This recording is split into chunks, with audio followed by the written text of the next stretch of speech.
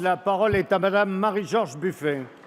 Merci. À mon tour de rendre hommage à Sophie Dessus, une femme engagée. Madame la ministre, je participais ce matin à une réunion de femmes salariées du commerce.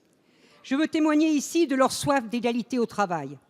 Elles n'acceptent ni le chantage au travail de soirée ou du dimanche, ni les écarts de salaire entre les hommes et les femmes, et ni le temps partiel imposé. Une femme sur deux est concernée dans cette branche. Elles récusent le vieux refrain sexiste sur le temps choisi pour s'occuper du foyer. Car qui dit temps partiel imposé, dit salaire partiel et retraite partielle, et avec votre loi, règlement partiel des heures supplémentaires.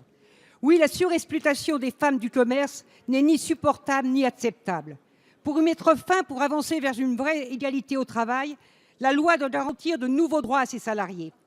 Contrairement à la logique pour la prochaine loi du travail, la modernité n'est pas du côté de la déréglementation. Toute l'histoire du combat féministe contre la domination patriarcale montre que, quel que soit le domaine de la vie des femmes, c'est la conjugaison de leur lutte et de la loi qui permet des avancées pérennes. Ainsi, du chemin a été parcouru de la loi Roudy à celle de 2014 grâce aux luttes des femmes. Mais les femmes sont encore loin de l'égalité réelle. Pour y parvenir, on ne peut s'exonérer de traiter dans la loi de la question du temps partiel imposé. Car comment penser qu'elle puisse être réglée, centre commercial par centre commercial, employé contre les multinationales de la distribution? La loi peut imposer des majorations de cotisations patronales quand le nombre d'emplois à temps partiel est supérieur à 15%.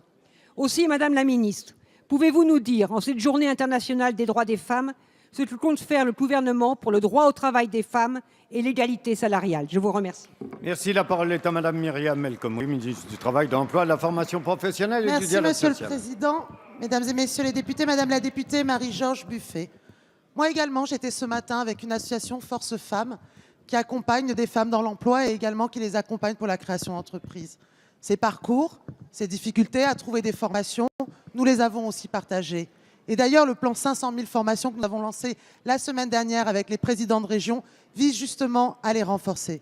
Vous m'interrogez sur la question de l'égalité salariale. Je ne peux que partager ce que vous avez dit et ce qu'a dit ma collègue Laurence Rossignol tout à l'heure. En 1991, la différence de salaire était de 30%. Aujourd'hui, elle est de 20%. Quelque part, il faudra près d'un demi-siècle finalement pour que nos petites filles aient une égalité salariale avec nos petits-fils. Bien évidemment, il faut continuer à aller beaucoup plus loin en la matière. Vous m'interrogez enfin sur la loi. Sachez que dans le cadre des différentes lois que nous avons mises en œuvre, il y a à la fois le fait que les entreprises privées, les entreprises publiques puissent respecter la parité au sein des conseils d'administration. Il y a également la représentation dans le cadre des délégués du personnel aux élections professionnelles sur lesquelles nous avons avancé. Et puis, comme je l'ai dit la semaine dernière à votre collègue Zimmermann, il y a également le renforcement de l'information également dans le cadre des conseils. Mais le projet de loi que je porte souhaite bien sûr encore aller plus loin. Et j'ai réaffirme dans la loi, vous l'avez peut-être noté, sur le temps partiel de 24 heures, la durée minimale. Il n'est aujourd'hui, nous avons fait cette durée minimale du temps partiel, je pense qu'il faut le mettre au cri de ce gouvernement. Suite à une négociation, il y a en effet des branches qui ont négocié, qui sont suivies et sur lesquelles il y a également des amendes. Et puis nous créons le compte personnel d'activité dans cette loi, parce que justement c'est les femmes qui subissent des parcours professionnels qui ne soient pas linéaires.